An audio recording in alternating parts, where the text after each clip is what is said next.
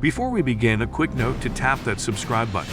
Only 4% of viewers are subscribed, and once the channel hits 1,000 subscribers, I'll post a special video. The relentless hammering on Noah's door just wouldn't stop, each impact reverberating through his cramped apartment like a warning siren. He'd been drifting off on the couch, wrapped in a throw blanket, half watching a rerun of some baking show. Outside, the wind roared, rattling the window panes as snow piled high on the fire escape. It was one of those nights when even venturing out to grab the mail felt ludicrous. Yet here he was, sitting up and glaring at the door like it had personally insulted him. More pounding, even more urgent now than a voice, clearly human but unfamiliar, calling, "Please let me in." No blinked. Seriously. That was not a normal request for help. The voice sounded sharp, desperate, but oddly fluid, almost musical, though it was cracking with urgency. His mind raced for possibilities. Maybe a drunk neighbor, a prank, some weird TikTok challenge where people bang on random doors. Then something new. A muffled thump against the door as though someone had just toppled over. Noah's pulse kicked up. He hesitated one last moment. He wasn't paranoid by nature, but come on. Who knocks on a stranger's door in the dead of a snowstorm, screaming for assistance? A potential robbery? A setup? His imagination churned through every worst-case scenario, but when he finally cracked open the door, any rational thought went out the window. A woman stood in the hallway, trembling violently, her arms clutching her body in a way that looked more like raw survival instinct than warmth. Her skin was an intense shade of navy blue, so deep it practically shimmered under the weak corridor lighting. Her eyes, wide and glowing with a molten gold hue, locked onto his with a desperation that shot right through his core. Then there was her tail, sleek, lengthy, curling slightly around her bare legs, twitching in barely contained tension. For a moment, he forgot how to breathe. "Human," she rasped, voice shaking on every syllable. "I'm freezing, please let me come in." Noah just gawked, his brain exploding with questions that collided into a spectacular pileup of confusion and denial. She was alien, truly, undeniably not from this planet. No silly tattoos or special contacts. This was the real deal, a straight out of a movie extraterrestrial. Her silvery hair clung to her cheeks, wet from either melted snow or perspiration. She was barefoot, half-soaked, and draped in what looked suspiciously like a stolen IKEA shower curtain. And she was about to freeze solid. "I'll reward you," she stuttered through chattering teeth. Something in Noah's mind locked onto that word. Reward? He tightened his grip on the doorknob, barely keeping it together. You hear how that might sound, right? Her golden eyes narrowed a fraction. Your people always assume mating first. Typical. Noah almost choked. I wasn't. But then again, well, she took a ragged breath. Understandable. Enough. He was out of his depth. Before he could overthink, she wobbled on the brink of collapsing. Instinct took control. He lunged forward, catching her before she crumpled. Her skin was icy, so frigid it felt like she'd been outside for hours. Muttering a curse, he did the only logical thing. Fine, come in before you drop dead on my doorstep." She didn't argue. The second he stepped back, she stumbled inside and flopped onto the couch, quivering uncontrollably. Noah slammed the door, shutting out the vicious wind. Finally, he allowed himself a minor freakout. Holy! He ran a hand through his hair, staring at her in total disbelief. "You're actually an alien?" "No," she grumbled, voice muffled by the blanket she was already tugging around her.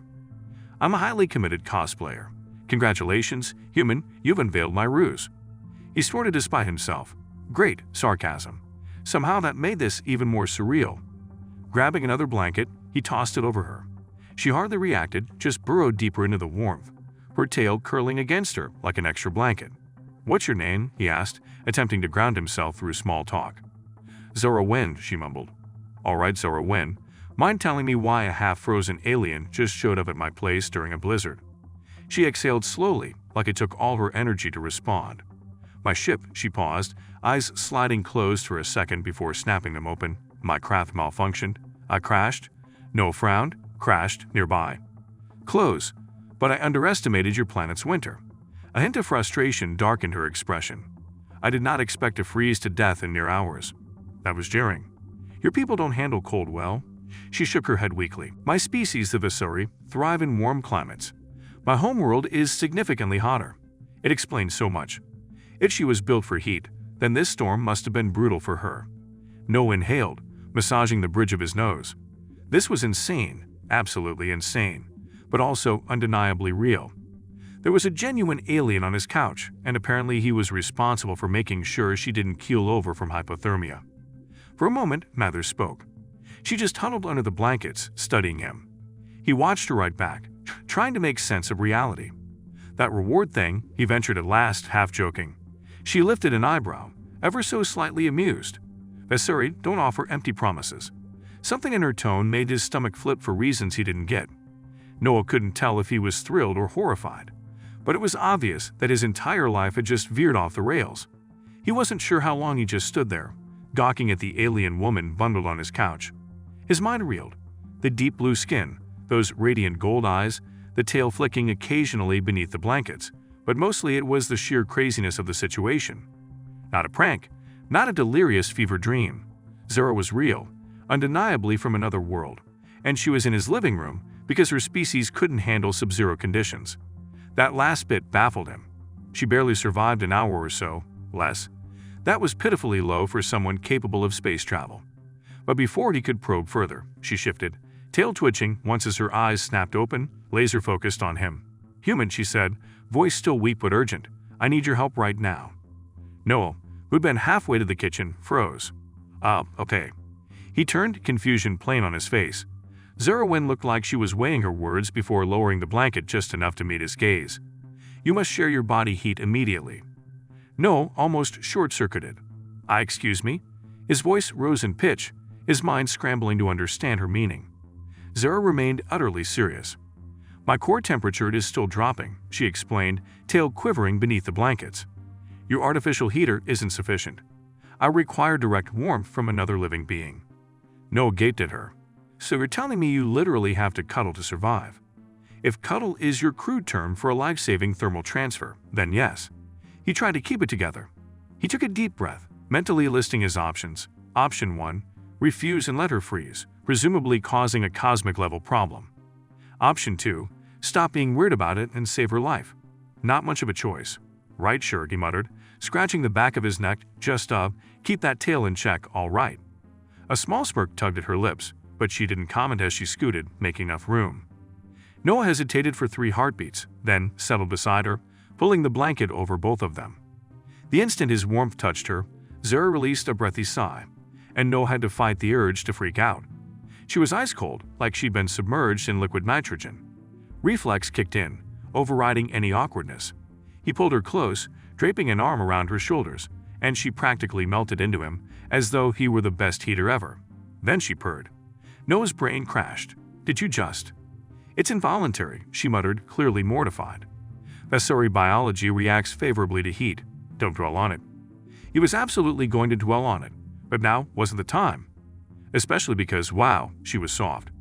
Her skin felt almost satin smooth, and as she warmed, he could sense a faint underlying heat. Her tail, ignoring his earlier demand, had drifted across his leg, not in a pushy way, just resting there. It was sensory overload. Noah stared at the ceiling, silently pleading for strength. They stayed that way for a while, the only noises being the low whir of the heater and the storm still raging outside. Gradually, her trembling subsided. At last, she exhaled slowly. "Better." He peeked down at her. She definitely looked improved. The blue tint to her lips had faded, and her eyes glowed with more vitality. "Awesome," he said, still trying not to overthink how normal this felt. "Glad you're not turning into an alien popsicle." Zara's mouth twitched. "Your sarcasm is noted, human." Noah exhaled, abruptly aware again of their closeness, so he cleared his throat, eager for some distraction. "So you said your ship malfunctioned. How'd that happen?" Zora's expression grew somber, her fingers gripping the blanket. "I'm not certain." Noah's brows drew together. "What do you mean?"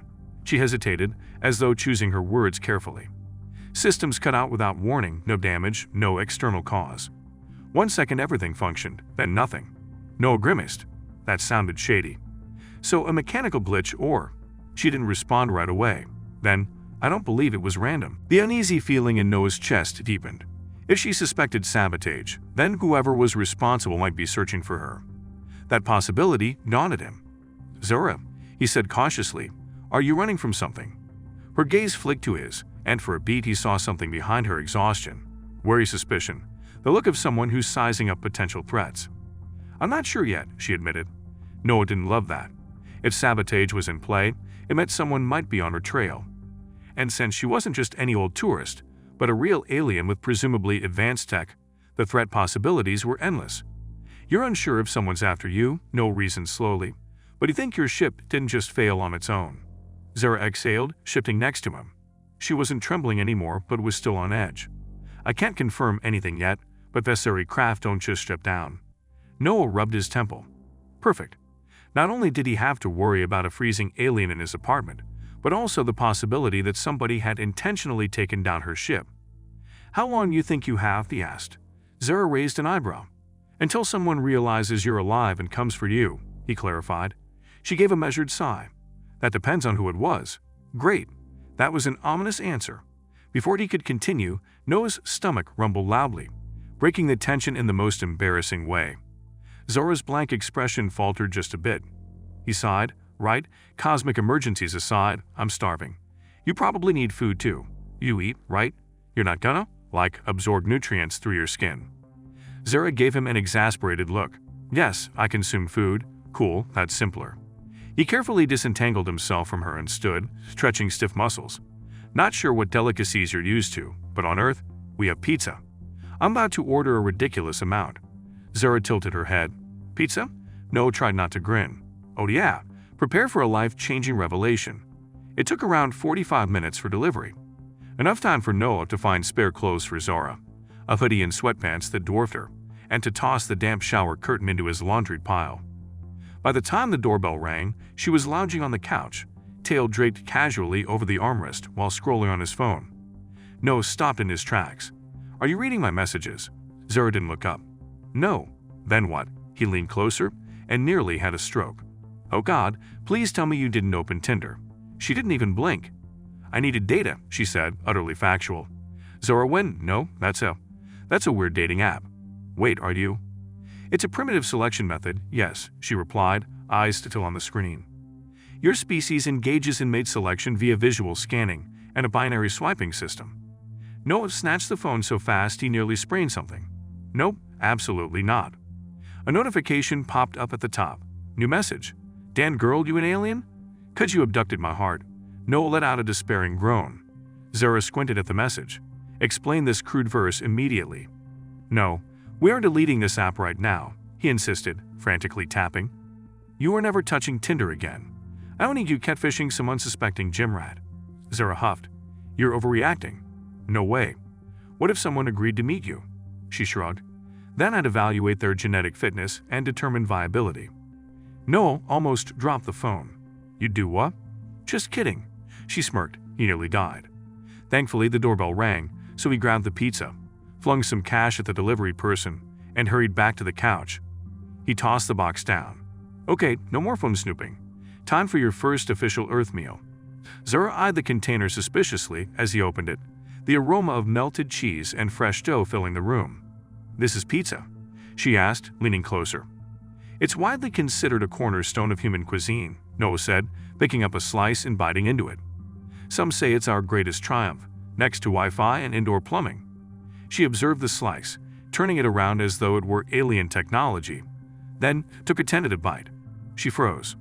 Noah noticed her pupils widen, her tail going utterly still. Then, very softly, by the stars, she took another bite, then another, each one more eager than the last. Noah smirked. Told you. Zara gently set the slice down, pressing her fingertips to her temples like she was having a spiritual awakening. I must introduce this to my people, she breathed. An alliance with humans is now unavoidable. Noah snorted. Yeah, that's our grand plan, not diplomacy but pizza. Zara was too engrossed to respond. She devoured the slice and immediately grabbed another. Relieved that she no longer looked half dead, Noah leaned back, letting some of his tension fade. She was no longer shaking or turning blue, so he could finally breathe easier. He didn't know how long she'd be around, or who might be after her, but for the moment, she was curled up in his hoodie, eating pizza, and griping about Tinder. That was the closest thing to normal he'd felt all night. Noah watched Zora mow through slice after slice, as if discovering a sacred treasure. It was equal parts hilarious and bizarre to see an advanced alien, possibly fleeing unknown foes, having a religious experience over cheese and tomato sauce. "This changes everything," she murmured between bites, her glowing eyes shining with revelation. "Human cultural value has multiplied in my estimation." Noah grinned. "Well, wait till you try cheeseburger." Zora's ears perked. "Explain?" "No," he teased. "I'm saving that surprise. Gotta ease you into Earth's finest." She gave him an unimpressed glare, but before she could protest, her tail jerked just enough to knock over the now empty pizza box. As Noah leaned over to pick it up, something hit him. The air smelled different, not bad, but unexpectedly warm and faintly sweet, almost electric. He couldn't pinpoint when he first noticed it, but now it was getting stronger. He realized his heart was pounding, his skin humming with a low-level alertness, and for some reason Zora seemed off. She was breathing deeply, slowly. Her posture had gone tight, her tail coiling and uncoiling, fingertips flexing on her lap. Her eyes looked darker, still the gold color but richer, like molten metal rather than starbright. And notably, she wasn't looking at him. Noah swallowed. "Zora." She exhaled slowly. "Your heating system is quite effective, human." He blinked. "That's good." Her tail swept against his leg in a casual movement that still made every nerve in his body misfire. Then she finally turned his way, and he realized something was really wrong. Her pupils were dilated, her expression not exactly dazed but definitely intense. She licked her lips as though trying to steady herself. "My physiology is reacting," she whispered, almost to herself. "I wasn't expecting this." Noah's alarm bells started blaring. "What do you mean, reacting?" She hesitated, then, carefully, Vasari produced pheromones in high heat. "It's troublesome." All color drained from Noah's face. "So basically, the heater plus your body equals an invisible alien aphrodisiac." Zora groaned, eyes closing. "I'm trying to control it." But it was clearly overwhelming. Noah felt his pulse spike, the air thick with that odd sweet scent. Every sense seemed a bit sharper, his skin prickling, heart racing, way too conscious of her presence. "Okay," he blurted, "we need a strategy." He stood so quickly he almost toppled the coffee table. Zora took a measured breath, leaning back against the couch. "My plan is simple. Wait it out." "That's a horrible plan," Noah argued. "We're trapped in a tiny apartment with no decent ventilation, and the space heater's basically pumping out more pheromones. That's like leaving a gas leak and lighting a match." Zora gave a wry chuckle, though her face was flushed. "I'm not unaffected, obviously." "Right. We need air circulation. Maybe open a window." "Your outside temperature is lethal," she reminded him calmly. "Right," he grumbled, massaging his forehead. "Great. Next idea. A cold shower?" Zora eyed him. "For you or for me?" Noah almost choked on his own breath. "For you," he snapped. She smirked but didn't object. A shower seemed the best bet. He rushed to the bathroom, switched on the water, fiddling with the knob until it was hopefully cold enough to cool her down, but not kill her. Returning, he found her standing, though barely. Her body language screamed tension, tail twitching, hands flexing, jaw clenched like she was actively fighting some inner urge. Noah stretched out a hand. "Okay, come on, let's do this before we trigger some weird interplanetary mating fiasco." Zora sighed but allowed him to help her. Her skin felt feverish, a far cry from how frigid she was when she arrived. He led her into the bathroom, muttering, "I swear, if this turns into some twisted alien bonding ritual, I'm moving to a cabin in the mountains." Zora groaned. "Stop being dramatic, human. I'm not going to jump you." He threw her a sidelong glance. "I'm more worried about my own stupid choices under alien chemistry." She let out a small laugh. "Would you?" No comment. She laughed again, a genuine musical sound that somehow cut through the chaos. Noah realized with a start how nice her laugh was. That was dangerous. Still, this was no time for distracting thoughts. Priority 1, get the overheated alien into cold water. He just hoped it would actually fix the problem. After a few minutes, her voice drifted from behind the closed bathroom door, sounding somewhat calmer.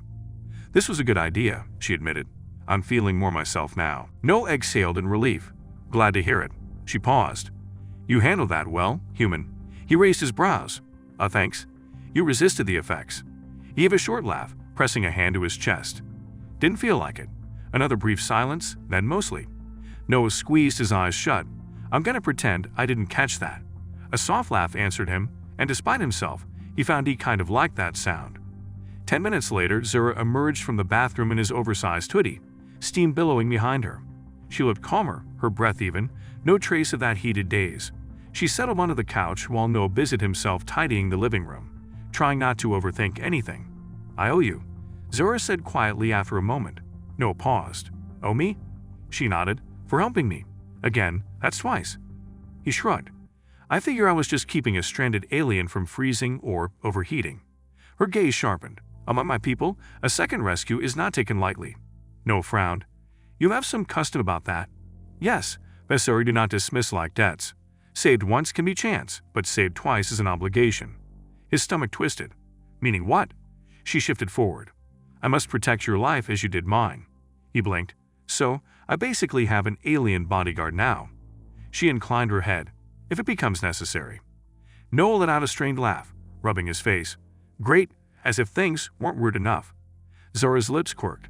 It's an honor, truly. He collapsed onto the couch, gazing at the ceiling. So honored. Absolutely not questioning my life decisions. She chuckled softly, then reached for a water bottle on the table.